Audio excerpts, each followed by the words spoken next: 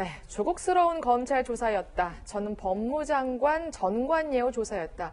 지하 통로와 검사장 전용 엘리베이터를 이용해서 검찰에 출석하고 정작 검사의 질문에는 꾹 입을 다문 조국 전 장관에 향한 비판이 쏟아지고 있습니다. 한번 짚어보겠습니다.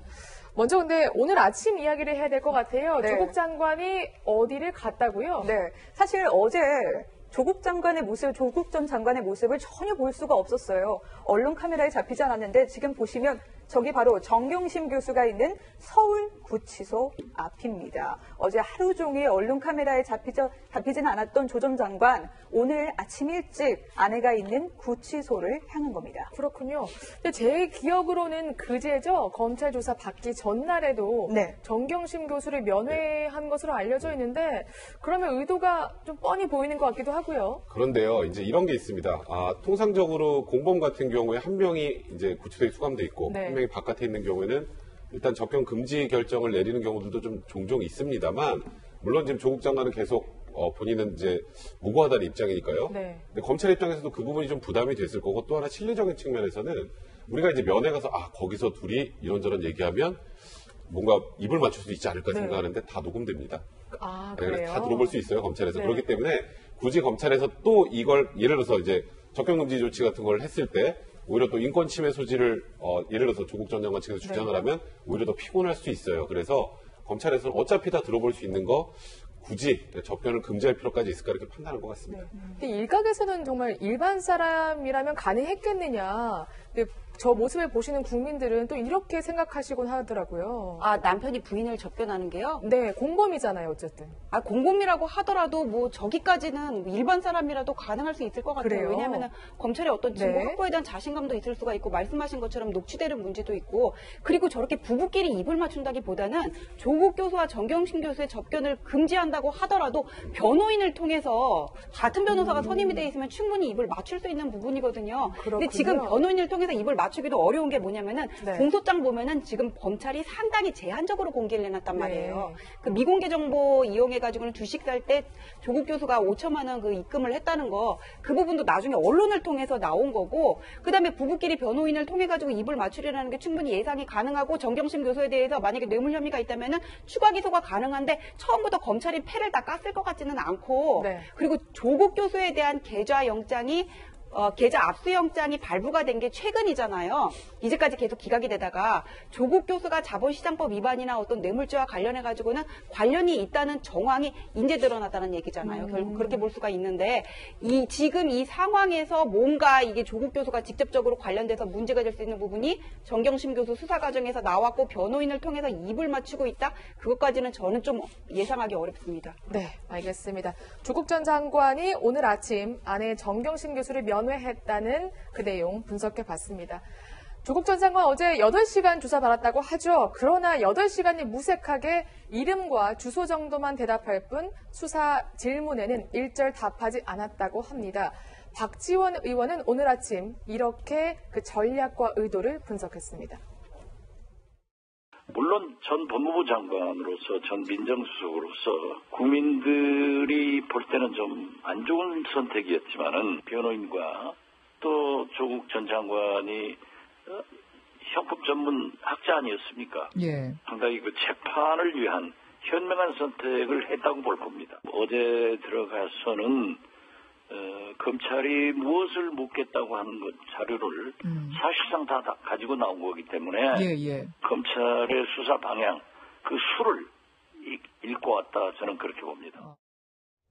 네, 검찰의 수를 읽고 왔다. 박지원 의원은 이렇게 분석을 했는데 사실 정말 질문에 대답 하나도 안 할 거면 뭐하러 검찰 성사에 그렇게 출석을 했나 이런 생각이 들기도 하고요. 예, 그래서 이제 조국 교수가 여기에 대해서 뭐라고 그랬는지 물어보니까는 기자들에게 문자를 보냈는데 어차피 구차하고 불필요해서 대답을 안 했다 이렇게 말씀을 하셨다 그래요. 근데 이게 부부 싸움을 할 때 남자들이 대답하기 싫으면 입 꽉 다물거든요. 네. 그때 구차하고 불필요하다 이런 말을 한 하는 거지 법원이 심사를 해서 발부한 영장에 의해서 조사한 증거를 가지고 물어보는데 국가기관 가면서 구차하고 불필요하다 이런 내용은 상당히 부적절한 것 같고요. 그리고 검찰이 출석해서 진술 거부를 할 때는 왜 저번에 그 사법농단 때 임종원 차장이 처음에 네. 가서 막 설명을 하다가 구속되니까 그때부터 진술 거부를 한 적이 있거든요. 그러니까 내가 만약에 예를 들어서 뭐 국가보안법 위반 같은 걸로 정치적 탄압을 받고 있다고 생각을 할 때 진술 거부를 하는 경우가 있고 아니면 검찰이 너무 확고한 물증을 확보하고 있어서 반박의 여지가 없을 때 진술 거부를 할 수도 있는데 지금 이 경우는 뭐 두 가지가 다 혼재된 게 아닌가 지금 그런 생각이 들고 네. 그다음에 어떤 상황적인 요건도 조국 교수 검찰 소환 앞두고 뭐라 그랬어요? 법무부 장관한테 검찰 개혁한다면서 훈령 고친다 그러고 검찰총장이 법무부 장관한테 수사 보고하라는 얘기가 나오고 있지 않습니까? 밖에서 어떤 지지자들이 뭐 푸른색 장미를 들고 응원도 한다 그러고 이런 어떤 상황적인 요건도 조국 교수로 하여금 뭔가 이렇게 나는 이 상황을 돌파할 수 있다 그런 자신감을 갖게 해주고 있는 게 아닌가 개인적으로는 그런 생각도 듭니다. 네. 근데 조국 전 장관이 질문에 하나도 대답을 안 했는데 조사 시간은 무려 8시간이나 걸렸거든요. 네. 그러면 그 시간 내내 뭐 한 거예요? 질문하고 네. 대답 안 하고 진술 어. 거부권을 행사했음. 질문하고 또 진술 거부권을 행사했음인데 검찰도 첫 질문하고 알았던 것 같아요. 그래서 그 다음부터 여러 번 묻질 않았다고 합니다. 네. 한 번 질문하면 지금 일단은 지금 피해자는 진술을 거부하고 있다 이런 거 정도만 쓴 건데 그럼 뭐하러 하나 이런 생각도 하실 거예요. 네. 근데 진술을 하지 않았다는 자료도 남겨놔야 재판에 사용할 수 있습니다. 그리고 일단은 조국 장관 전 장관 입장에서는 검찰이 무슨 패를 가지고 있는지 확인할 수 있는 어찌 보면 좋은 기회죠. 네. 질문 미리 준비해 놓은 거니까 아 이런 걸 물어보는구나. 그러니까 뭘 물어보는데 내가 어떻게 대응을 해야 되겠구나는 이제 머릿속으로 생각하면 되는 거니까요. 네. 그리고 또 하나는 이게 과거에 기억할지 모르겠지만 한명숙 전 총리도 검찰에서 진술거부권을 행사했습니다. 아, 그랬었나요? 통상적으로 진술거부권을 행사하는 건 거의 무조건 불리해요. 아, 그래요? 왜냐하면 검찰 입장에서는 조사 대응 태도가 뭔가 범죄 혐의가 입증이 되는데도 반성을 하지 않는 모습을 보이는 것이니까 그건 재판까지 갔을 때 객관적 증거에 따르면 굉장히 불리한 상황입니다만 진술거부권의 행사는 대부분 정치적 의미로 해석할 수 있습니다. 이게 뭐냐면 나는 정말 부당한 검찰의 수사에 항의하는 메시지를 보내는 것이다라는 취지예요. 한명숙 전 총리 때도 그렇고. 네. 그리고 지금 어쨌건 아시겠지만 조국 전 장관 일가에 대한 수사가 진행이 됐을 때 이거 검찰 개혁과 맞물려서 검찰이 부당하게 조국 전 장관의 가족들을 턴다라는 얘기가 나오지 않았습니까? 네. 그에 대한 항의 표시, 결국 지지자들에게 보내는 메시지이기도 한 겁니다. 네, 저희도 좀 요약을 해봤습니다. 왜 조국 전 장관이 진술을 거부했을까? 세 가지로 분석을 해봤는데 검찰에 대한 불신을 드러낸 것, 그리고 자신의 재판을 대비한 것, 그리고 부인이 아무래도 지금 수사와 재판을 앞두지 않았습니까? 그래서 자신의 진술이 부인에게는 위험 변수가 될 수 있기 때문에 대답을 안 했을 것이다. 이렇게 분석을 해봤는데 결국에 저 셋 모두 다 해당될 수 있다는 말씀이시죠? 네, 그렇죠. 그러니까 저는 제일 큰 게 일단 1번이라고 생각을 하고요. 네. 그다음에 나머지 지금 섣불리 예를 들어서 어떤 진술을 했다가 검찰이 뭘 가지고 있는지 모르는 상태에서 객관적 증거를 네. 그러다가 이게 모순이 되기 시작하면 이제 해결이 나지 않습니다. 또 하나는 어쨌건 지금 부인이 기소돼 있는 상황이고 사실상 검찰은 공범으로 보고 있는 상황 아니겠어요? 네. 그럼 부인과도 사실 완벽하게 입을 맞추기 불가능해요. 지금 상황에서. 그 과정에서 얘기한 게 엇갈리기 시작하면 그게 또 본인도 본인이지만 부인에게도 굉장히 또 불리한 영향을 끼칠 수도 있기 때문에 네. 다각적 원인을 가지고 이유를 가지고 지금 진술거부권을 행사한 게 아니냐 싶습니다. 그런데 조국 전 장관 검찰 조사 받을 때 여유가 없지는 않았나 봅니다. 저희 취재 기자들이 취재해보니까 텔레그램에 중간중간 접속을 했다. 이렇게 취재 결과가 나왔어요. 네, 상당히 이제 전직 법무부 장관이기 때문에 검찰의 조사를 받으러 간 그 상황에서 상당히 여유가 있어 보입니다. 보통 검찰 조사를 하러 갔는데 뭐 텔레그램을 했다라고 하는 얘기는 저도 처음 듣는데 일단 지금 이제 텔레그램 접속 기록이 이제 한 3번 정도로 있는 것으로 나와 있는데요. 네. 조사를 하기 한 10분 전인 그 9시 26분까지 이제 텔레그램에 접속을 했고 점심시간인 1시 3분에 또 한 번 했고 그리고 조사가 끝나고 난 뒤에 나오면서 5시 31분에 이제 텔레그램을 했는데 이제 그 변호인단이라든가 측근을 비롯해서 외부에게 현재 상황을 여러 가지 시시각각으로 이제 알려주는 그런 역할을 한 것 같아요. 그런데 이제 사실 저희가 좀 아쉬운 것은 이 조 전 장관 같은 경우는 그 이전에 그 검찰 조사에 굉장히 성실하게 임하겠다 이런 네. 얘기를 갖다가 수차례 했었었는데 지금 사실 그 이전에는 언론에 적극적으로 이제 대응을 하고 지금 현재는 검찰에 대해서는 묵비권을 행사를 하면서 검찰에 나중에 이제 그 여러 가지 어떤 그 서류가 나오면 그것을 가지고 재판에서 대비를 하겠다라고 하는 그런 것인데요. 실제로 뭐 과연 그 일반인들이 저런 상황에서 텔레그램을 할 수 있을까라고 하는 그런 생각이 이제 드는 상황입니다. 네. 그러면요, 변호사님. 변호인과도 상의를 했을까요? 검찰 조사 가서 대답을 하나도 하지 말자, 이렇게. 뭐 변호인과도 상의를 했을 수 있죠. 왜냐하면 변호인하고는 이제까지 뭐 어떤 사안과 관련해가지고는 뭐가 문제가 될 수 있고 여기에 대해서는 증거가 뭐가 있고 논의를 했을 거 아니에요. 그럼 우리가 먼저 검찰이 어떤 패를 가지고 있는지를 보자. 지금 이렇게 상의를 했을 수가 있어요. 그다음에 검찰을 기본적으로 불신한다면 내가 일종의 어떤 패를 가지고 있다고 하더라도 이게 반박이 안 되면은 또 다른 혐의를 건드릴 수 있다. 이렇게 생각을 할 수가 있고 그런데 저는 형사소송이라는 거는 기본적으로 검찰이 입증 책임을 지고 있거든요.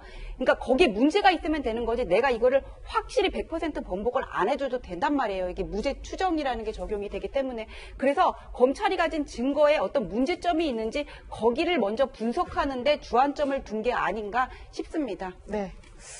사실 조적조라는 말이 있죠. 조국 전 장관의 말이 오히려 조 전 장관의 부메랑으로 돌아오고 국민들에게 실망감을 줬다는 내용인데 결국 검찰 조사, 어제 검찰 조사에서도 그 태도가 자신이 뱉은 말을 뒤집었다. 이런 비판 나오고 있습니다. 과거 했던 말 들어보시죠. 인사청문회를 앞두고 검찰 수사가 개시되어서 좀 당황스럽습니다. 그렇지만 저희 가족들은 검찰 수사에 성실히 응할 것입니다. 검찰 수사에 관련해서는 일체 말씀드릴 수 없으면 여러 번 양해를 구한 바 있습니다.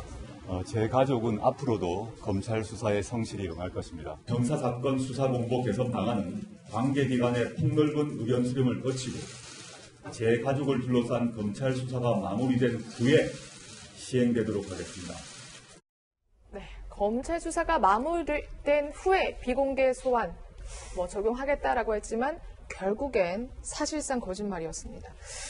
근데 일각에서는 오히려 조국 전 장관이 어제 진술을 거부함으로써 발목을 잡았다. 검찰에게 구속시킬 수 있는 명분을 줬다. 이런 얘기가 나오던데 그럴까요 정말? 일단은 어제 묵비권을 행사했음에도 불구하고 조사할 게 아직 많이 남았습니다. 그러니까 지금 뭐 사모펀드 문제나 웅동학원 문제는 아직 물어도 못 봤다고 해요. 그러니까 대답을 하지 않아도 질문은 다 해야 되는 거거든요. 그렇다면 한 번, 두 번 정도 더 소환할 텐데 통상적으로 부부를 둘 다 구속하는 경우는 그렇게 흔치는 않습니다. 다만 지금 조국 전 장관의 지금 혐의 중에 뇌물 관련된 것들이 있죠. WFM 주식 그 차익을 통해서 본인이 뇌물을 수수한 것이다라는 부분하고 부산의전원 딸이 장학금 받은 것 그것도 지금 뇌물로 지금 일단 검찰은 보고 있는 상황인데 그 부분이 뇌물이라고 볼만한 입증이 된다면 그건 일단 형량이 너무 높습니다. 뇌물이 1억 원 이상이면 10년 이상 또는 무기징역이에요. 그래서 일단 검찰 입장에서 그 부분을 입증할 내용들을 명확하게 가지고 있다면 조국 전 장관의 진술 없이 아시겠지만 조국 전 장관 그 청와대 인근에서 어쨌건 WFM 주식 정경심 교수 차명 취득한 날 5천만 원, 4,5천만 원 정도 갔다는 거는 시인됐죠 본인이. 그렇죠. 근데 돈은 갔는데 뭐 하는지 몰랐다는 진술 아니겠습니까? 결국 그 부분이 어떻게 입증되느냐인데 그게 입증된다면 통상적으로 부부가 구속영장을 같이 청구하는 경우가 없다고 하더라도 워낙 이제 중형 선고가 예상되는 상황이기 때문에 그 부분이 입증된다면 거기다가 지금 진술 거부권 행사한 거 말씀드렸던 것처럼 아무래도 본인이 혐의에 대해서 반성하지 않는다는 취지로 보일 수 있기 때문에 검찰 입장에서는 영장 청구할 수도 있는 그런 상황입니다. 알겠습니다. 이런 가운데 조국 전 장관의 대학 동기죠. 진중권 교수가 쓴 발언이 지금 논란이 거센데요. 어떤 내용입니까? 네, 진중권 교수는 자기가 함께 동양대 교수로 재직했던 정경심 교수에 대한 이야기를 어제 행사에서 했는데요. 그러니까 자기가 동양대 지역의 학생들을 위해서 인턴 프로그램을 운영했는데 조 전 장관의 아들이 와서 들었고 실제 그 수기를 감상문을 올렸다는 겁니다. 그런데 작성한 사람의 아이디를 살펴보니 그게 정 교수의 것이었다는 겁니다. 그러니까 서울에 있는 조 전 장관이 굳이 지역에 와서 인턴 프로그램을 들은 것도 황당한데 그 작성자가 정경심 교수라는 주장을 하고 있는 겁니다. 그런데 한 가지 주장을 덧붙였습니다. 그 감상문을 읽어봤더니 실제 자기가 강연했던 내용하고는 다르다는 겁니다. 네. 실제 인턴 프로그램을 와서 아들이 들었는지 아니면 허위로 작성한 건지는 따져볼 일이라고 말하고 있는 겁니다. 그러니까 결국에는 조국 전 장관의 아들이 그 강의를 듣지 않았다는 거 아니겠습니까? 그렇죠. 그냥 들은 척 흉내만 냈다는 거잖아요. 네. 근데 사실 저는 이 부분이 안타깝더라고요. 진중권 교수도 지적했지만 소도시 학생들을 위해서 준비한 건데 그걸 낚아챘다. 이렇게 또. 그러니까 진 교수는 이렇게 얘기를 하는 거죠. 네. 어떤 의미냐면은 사실 그 이제 동양대 학생들 같은 경우는 뭐 서울대 가가지고 인턴을 한다든가 거기서 뭐 제1제자를 한다든가 이런 여러 가지 그 스펙을 쌓는 것이 거의 불가능하잖아요.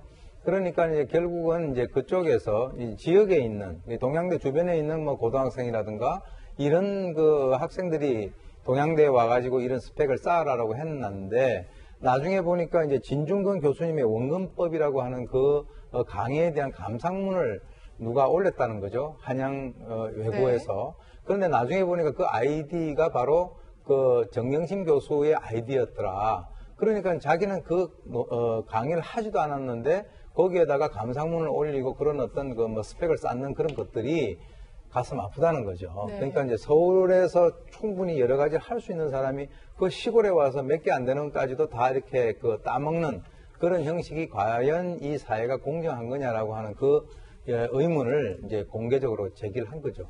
네, 사실상 이 허위로 지금 작성된 것으로 추정되는 이 후기, 강의 후기를 가지고 대학교에 입학했을 혹은 대학원에 입학했을 가능성이 있는 거잖아요. 그러면 수사를 해봐야겠죠. 근데 강의 후기를 네. 만약에 대학원 입학하는 데다 이런 데다 제출을 했으면 이 후기 자체를 올렸다기보다는 지금 여기 조국 교수의 아들이 인문학 강좌에 참가해서 수료증을 받았다 그랬거든요. 이 수료증을 제출을 했을 수는 있을 것 같아요. 근데 지금 검찰에서 동양대와 관련해서 조국 교수의 아들, 딸이 뭔가 이렇게 수료증이라든지 뭐 확인서를 받은 부분에 대해서는 아마 다 조사를 했을 거거든요. 그래서 이 부분도 진중권 교수가 얘기를 해서가 아니라 확보를 하고 있지 않을까 해요. 다만 이번에 공소장에 나타난 것처럼 위조문서 행사, 업무 방해 이런 부분은 들어가 있는데 뭐 공익인권법센터의 어떤 공문서 작성의 허위성이라든지 위조 부분 이런 거는 좀 몇 개 누락이 된 부분이 있거든요. 조국 교수랑 관련된 부분이라든지 아들 관련된 부분은 다 빠져 있어요. 그래서 나중에 추가 기소되는 부분을 보면은 알 수 있겠지만 이것도 뭐 허위로 수료증을 받아가지고 제출을 했다면은 뭐 나중에 당연히 기소는 될 수 있는 부분이겠죠. 네, 알겠습니다.